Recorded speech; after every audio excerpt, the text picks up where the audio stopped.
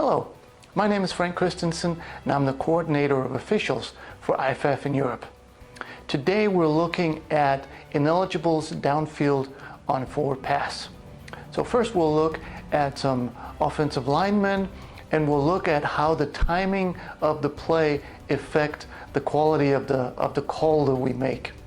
And then we're going to move on to some tight ends that are or are not covered up by the receivers. But before we get to the actual plays, let's have a look at what the rulebook and the MOFO have to say on this topic. In the rulebook, we go to 7.3.10, ineligible receiver downfield, which goes, no originally ineligible receiver shall be or have been more than 3 yards beyond the neutral zone until a forward passer throws a legal forward pass that crosses the neutral zone. A player is in violation of this rule if any part of his body is beyond the 3-yard limit. And the exception is if the passer is illegally throwing the ball away and the ball lands near or beyond the sideline. In the MOFO, we go to 3.4.7. A. Call it only if it is conspicuous. B. An ineligible receiver must be clearly more than 3 yards downfield at the time the pass is thrown. Don't be picky if the player is just at 3 yards. Be cautious that if a player is seen 5 yards downfield and moving downfield as the ball passes him, he was probably not more than 3 yards down the field when the ball was thrown. C. If a lineman blocks downfield, call it as ineligible downfield unless he goes far enough to block a linebacker or defensive back in pass coverage, in which case call it as offensive pass interference.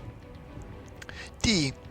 Only regard a wide receiver as covering a tight end on the line of scrimmage if there is no stagger between their alignments.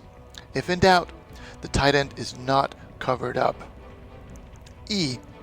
Don't call it if the offense is legally throwing the ball beyond the neutral zone to save a loss of yardage.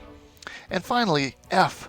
Don't call it if a screen pass is overthrown and the ball lands beyond the neutral zone, unless the presence of the ineligible receiver prevents a defensive player from catching the ball.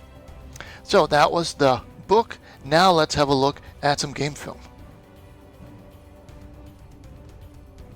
In this first place, we notice the line of scrimmage is the +1, and the critical time in this play really is right around now where the ball is thrown.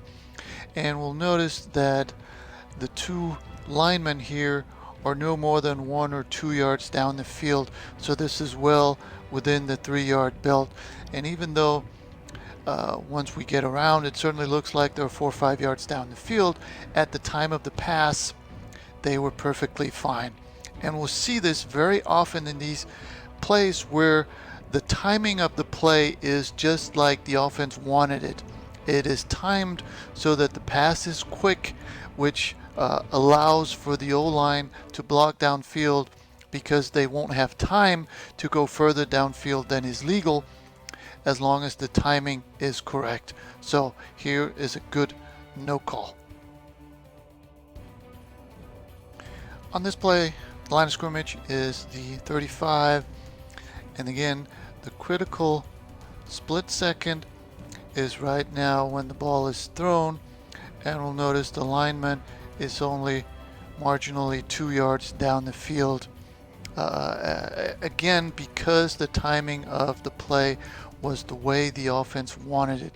So even though it looks bad, when the ball is thrown, the linemen are no more than 2 yards down the field. Here the line of scrimmage is the -1, and we're looking at the guard pulling from the other side, 71 there. And again, it looks really bad, but if we freeze it at the point of the pass right there, 71 is not even beyond the line of scrimmage. He is in the backfield. So even though by the time the ball is caught, he is 4.5 yards down the field, by the time we look at it, he is well down the field at the point of the pass. And again, because the pass followed the planned timing, 7-1 is well within the rules. So again, good no call. Line of scrimmage is the -1.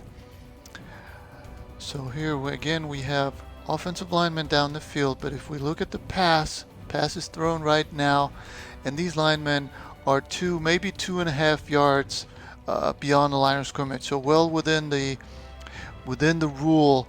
And another thing is, if we look at the pass, where the pass is first touched is right there, which is right at the line of scrimmage. And remember, the rule says for ineligible downfield we have to have a forward pass that crosses the line of scrimmage. So here, not only do we not have ineligibles downfield, we also do not have a pass that is untouched before it crosses the line of scrimmage.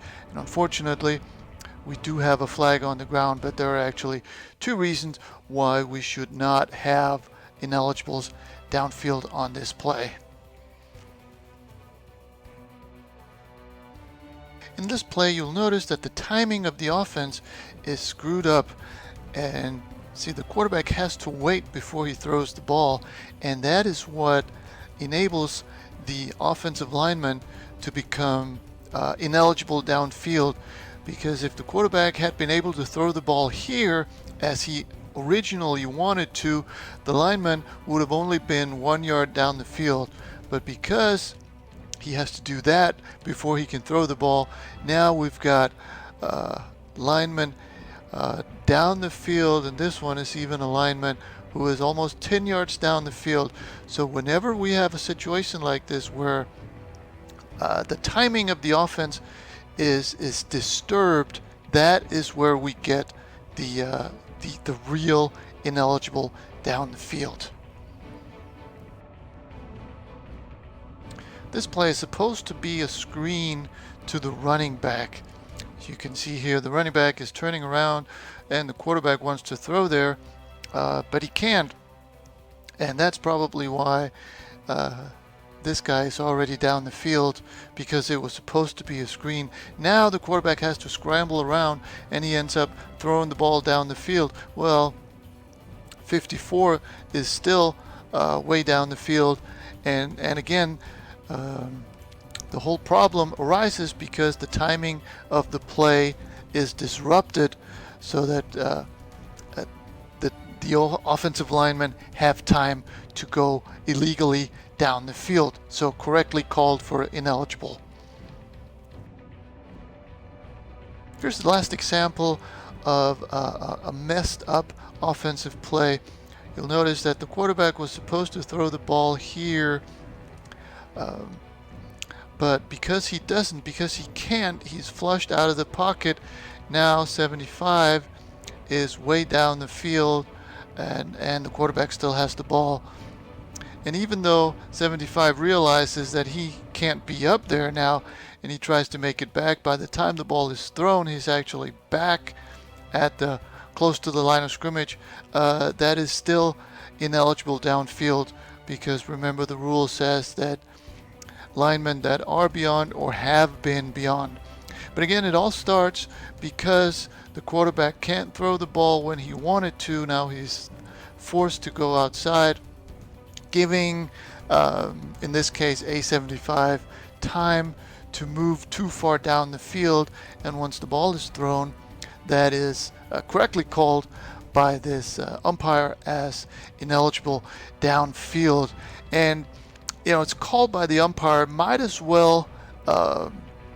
could as well been called by the backside wing.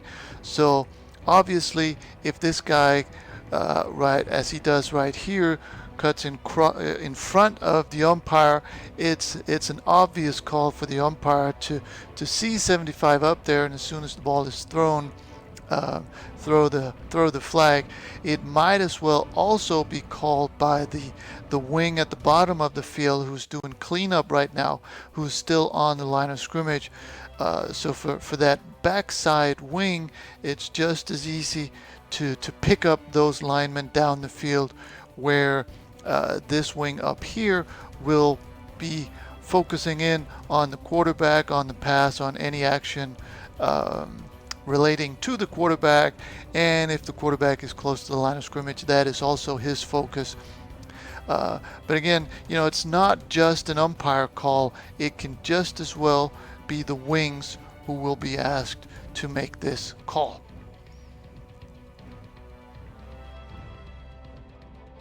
Moving on to a different kind of ineligible downfield, we'll notice we've got trips to the bottom of the screen, but we also at the same side of the formation have a tight end. And right now the front receiver of the trips is signaling to the wing that he wants to be on the line of scrimmage. So there's no way that we can rule him off the line of scrimmage. And here goes the tight end down the field, and as soon as the ball is thrown and crosses the line of scrimmage, now the tight end is ineligible down the field.